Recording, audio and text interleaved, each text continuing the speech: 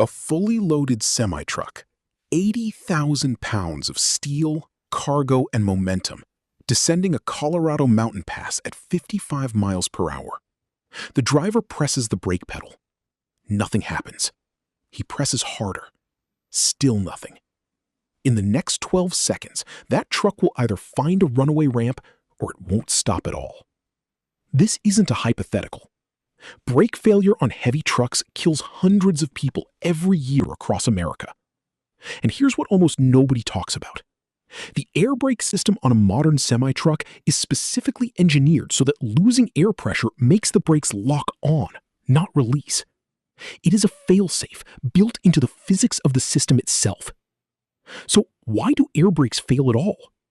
And how does a system designed to be foolproof still manage to go wrong? Stay with me, because the answer involves engineering decisions made over a century ago that are still keeping you alive on the highway today. To understand why semi-trucks use air brakes, you first need to understand just how badly a regular hydraulic system, the kind in every car you've ever driven, would perform on an 80,000-pound vehicle. Your car probably weighs somewhere between 3,000 and 4,500 pounds. When you press the brake pedal, hydraulic fluid, essentially a very dense oil, carries force from your foot through the brake lines to clamp pads against a disc or drum at each wheel. The system is closed, pressurized, and for a vehicle your size, it works brilliantly. Now, multiply that vehicle by 20. A fully loaded tractor trailer doesn't just weigh more, it carries an entirely different category of kinetic energy. At highway speed, stopping a loaded semi requires roughly 40 times the braking force of stopping a car. Hydraulic fluid simply cannot carry that force efficiently across the distances involved in a vehicle that size. And under sustained heavy braking, think a long mountain descent. Hydraulic fluid heats up, vaporizes, and loses the ability to transmit pressure at all. This is called brake fade. On a passenger car hitting traffic on a flat road, brake fade is an inconvenience. On a semi coming down a 6% grade for 15 miles, it is a catastrophe. The trucking industry needed a completely different solution. The answer came from railroads. The air brake was invented by George Westinghouse in 1869, originally designed for trains. The problem Westinghouse was solving was almost identical.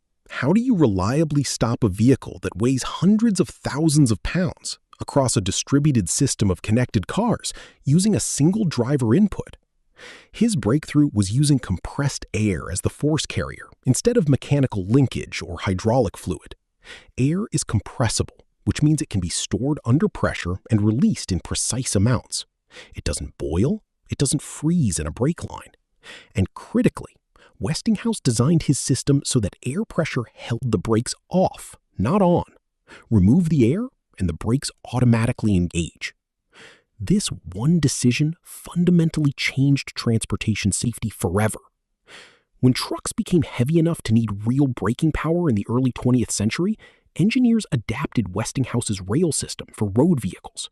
The core principle has remained almost unchanged for over 100 years. What has changed is the sophistication, the redundancy, and the precision of the modern system found in every Class 8 truck on American roads today.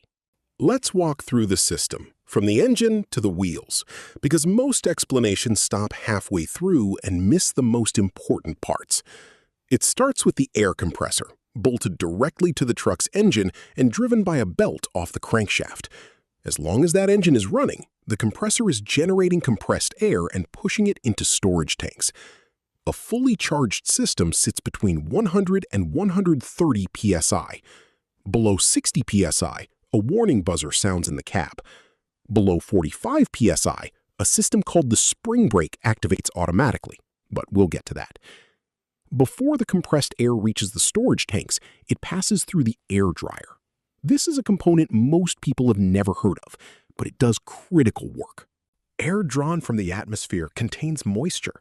In a hot brake line, that moisture becomes steam. In a cold overnight system, it becomes ice. Either way, water in the brake lines degrades performance and eventually destroys components. The air dryer removes that moisture before it enters the system, but it needs regular maintenance to do its job. And when it fails, water gets through. From the storage tanks, the air waits until the driver presses the brake pedal. Unlike a hydraulic system where pedal pressure directly generates braking force, in an air brake system, the pedal is a valve. Pressing it releases a precisely metered amount of air from the tanks into the brake lines. The further you press, the more air flows, the harder the truck brakes. Let off the pedal and the air exhausts. That's that distinctive hissing sound you hear from trucks at a stoplight, and the brakes release. That air travels to the brake chambers at each wheel. Inside each chamber is a flexible diaphragm. When air pressure pushes the diaphragm, it moves a push rod, which rotates a cam called the S-cam, named for its shape, which forces the brake shoes outward against the drum. The friction created is what stops the wheel. The harder the air pressure, the more force on the drum, the harder the stop. Now here's where it gets interesting.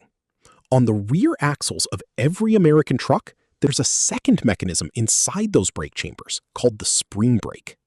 This is a coiled spring under enormous tension, so much tension that it could apply full braking force entirely on its own. That spring is held compressed, kept from applying the brakes, by air pressure. Maintain air pressure above 60 psi, and the spring stays compressed. Drop below that threshold, and the spring releases. The brakes lock on, permanently, until the system is recharged. This is the failsafe Westinghouse first designed in 1869. If a line is cut, if the compressor fails, if a fitting leaks, the truck stops. Not gradually, not partially. It locks. You cannot release spring brakes by pressing the accelerator, by disconnecting a line, or by any driver input. The only way to release them is to restore air pressure. One detail that surprises most people, the trailer has its own complete brake system, independent of the tractor. When a driver backs up to a dock and connects a trailer, two air lines, called the service line and the supply line, connect the tractor's air system to the trailer's brakes. The supply line charges the trailer's tanks. The service line carries the brake signal when the driver presses the pedal. This means a 70-foot combination vehicle has 8 separate brake chambers, 4 on the tractor drive axles, 4 on the trailer axles, all triggered by a single pedal input, all governed by the same fail-safe spring brake logic. If those trailer air lines are disconnected while the truck is moving, a glad hand failure, a severed line, anything, the trailer's spring brakes engage immediately. The trailer stops. Whether the tractor can control the resulting jackknife is another question entirely. Given all of this engineering, how do air brakes fail? There are 4 primary failure modes, and understanding them tells you exactly why the pre-trip inspection exists and why skipping it has killed people. The first is water accumulation. Even with a functioning air dryer, moisture can build up in the storage tanks over time. Drivers are required to manually drain tank moisture daily. Many don't. In cold weather, accumulated moisture freezes in brake lines, preventing air from reaching the brake chambers. The brakes don't apply. The failsafe doesn't trigger because the spring brakes are still held by tank pressure. The driver presses the pedal, air is released as normal, but it never reaches the wheels. The second failure mode is brake adjustment. The distance between the brake shoes and the drum changes as brakes wear. A component called the slack adjuster compensates for this. Modern trucks use automatic slack adjusters, older trucks require manual adjustment. An out-of-adjustment brake dramatically reduces stopping power. The driver has no warning unless they perform a brake stroke test. Federal regulations require brakes to be checked, but enforcement is inconsistent, and the consequences when it goes wrong are severe. Second, brake fade on mountain grades. Even in a fully functional air brake system, sustained braking on a long descent overheats the drums. Hot drums expand, reducing contact with the brake shoes. Braking efficiency drops. This is why runaway truck ramps exist. Deep gravel pits on mountain highways designed to stop a truck without brakes. And this is why trucks descend mountain grades in low gear. Engine braking, not friction braking, is the primary tool. The fourth, contaminated brake surfaces. Oil from a failing axle seal can coat drum and shoe surfaces. Air pressure engages the mechanism perfectly, but contaminated surfaces cannot generate friction. The truck doesn't slow down. The driver may not realize anything is wrong until they're already in an emergency. This is why a commercial driver's license includes mandatory air brake training and testing. In most American states, operating an air brake-equipped vehicle without a CDL air brake endorsement is a criminal offense. Before every trip, a CDL driver is required by federal law to perform a specific air brake check sequence: charge the system, note the pressure, apply the brakes, watch the gauge, verify the low pressure warning activates at the right threshold, verify the spring brakes activate automatically. It takes about 4 minutes.